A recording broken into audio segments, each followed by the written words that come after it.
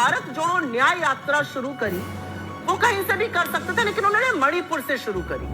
वो पिछले 6 महीने में 2 बार मणिपुर हुआ है। मणिपुर 8 महीने से जल रहा है। वहां की बेटियां, वहां की औरतें, वहां की माएं आंसू से रोती हैं और पूछती हैं कहां है इस देश का प्रधानमंत्री। सरकार से नहीं बोलता हूं, उसकी बात सुनता हूं, नफरत नहीं फैलाता हूं। ये मेरे लिए हिंदू धर्म है और इसका मैं अपनी जिंदगी में पालन करता हूं। मगर मुझे इसको अपनी शर्ट पे पहनने की जरूरत है। जो इसको मानते नहीं है उनको शर्ट पे पहनने की जरूरत होती है। तो ये बात है।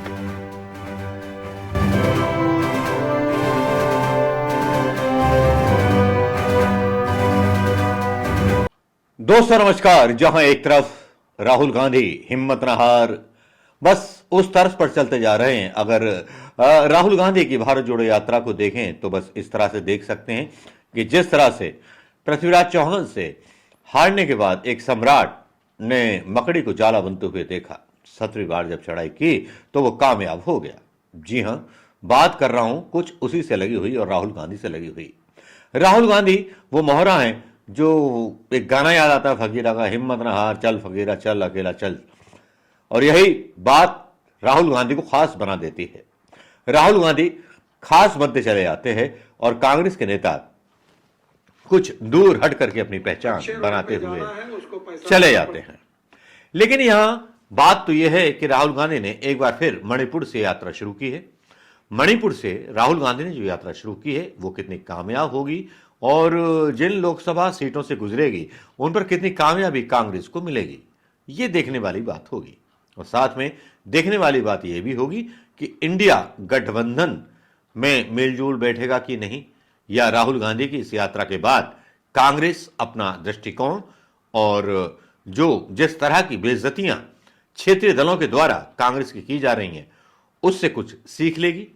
लेकिन यहां एक सीधी सी बात है, एक अकेला झंडा लेकर के जब राहुल गांधी चलते हैं तो समझ में आ जाता है कि राहुल गांधी ही राहुल गांधी हैं और राहुल गांधी अकेले वो नेता हैं जो प्रधानमंत्री मोदी को अदानी अंबानी के साथ जोड़ सकते हैं। अदानी अंबानी का सच केवल वो ही बोल सकते हैं।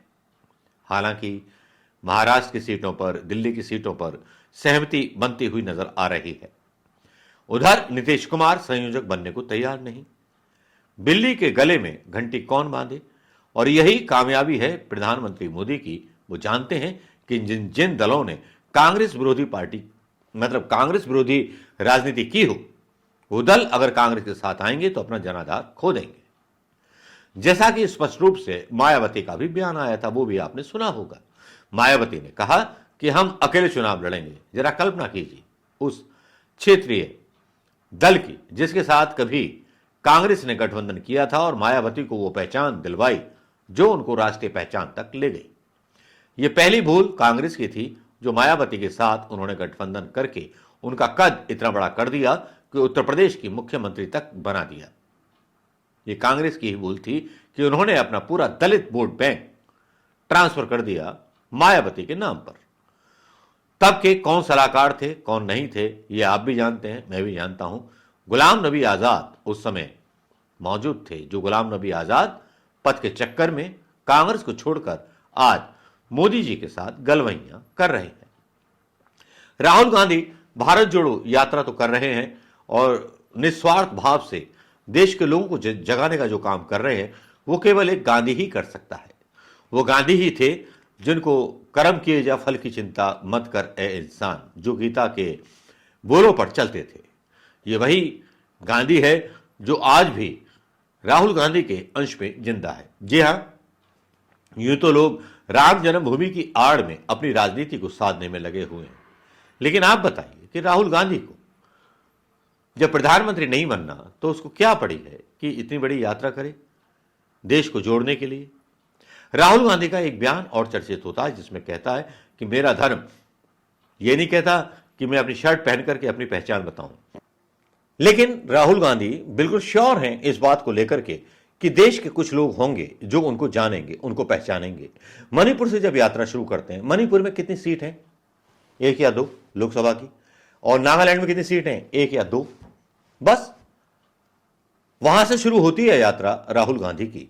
जहां सीटों की या चुनाव की उम्मीद नहीं होती, और दूसरी तरफ मोदी जी की यात्रा वहां से शुरू होती है जहां पर 80 सीटें होती हैं, यानी कि उत्तर प्रदेश का वो राम मंदिर और अयोध्या, जहां पर शंकराचार्य जो है नाराज हैं, जिनको बुलाया नहीं गया, जिनको पूछने को तैयार नहीं है मोदी जी। मोदी खुद अपने आप को, सारे शंकराचार्यों को शंकराचार्य खुद मान चुके हैं। मोदी जी को देख करके मुझे हिरण्य कश्यप की याद आ जाती है। ये वही हिरण्य कश्यप था जिसने अपने आप को भगवान कहना शुरू कर दिया था, जिसको भगवान का वरदान प्रदान था कि जिसकी मृत्यु होगी नहीं। भक्त प्रहलाद एक छोटा सा मामूली सा बच्चा था हिरण्य कश्यप के सामने, लेकिन जब भक्त प्रहलाद की भक्ति उस खंबे से बांध दी गई और खंबे से फाड़ करके नरसिंह भगवान निकले, तब उन्होंने हिरण्य कश्यप का नाश कर दिया। ना थल में किया, ना आकाश में किया, ना सुबह किया, ना शाम किया, लेकिन उसका अंत ना मानव शरीर में किया, ना जानवर शरीर में किया, अर्ध मानव अर्ध जानवर के रूप में उसका संहार कर दिया। कुछ ऐसे ही लोकतंत्र के भक्त प्रहलाद नजर आते हैं राहुल गांधी, जिनसे लोगों को उम्मीदें हैं। एक खबर आपको और बताना चाहूंगा, ईवीएम पर चल रही बहस पर आज कुछ वकील प्रदर्शन कर रहे थे, आज उनको भी जेल में ठूंस दिया गया। सरकार हर पैंतरा अपना रही है, लेकिन ये बड़े वीडियो दिलचस्प हैं जब सुप्रीम कोर्ट के वकीलों को टाला गया। सुप्रीम कोर्ट न्याय करो, सुप्रीम कोर्ट न्याय करो।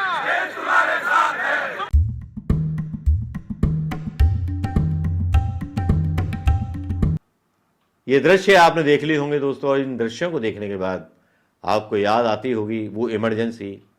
तो शायद इंदिरा गांधी की भी इमरजेंसी ऐसी नहीं थी, थोड़ी बेहतर थी। तब कम से कम पत्र और समाचार पत्रों में तो इंदिरा गांधी का पूरा विरोध किया जाता था।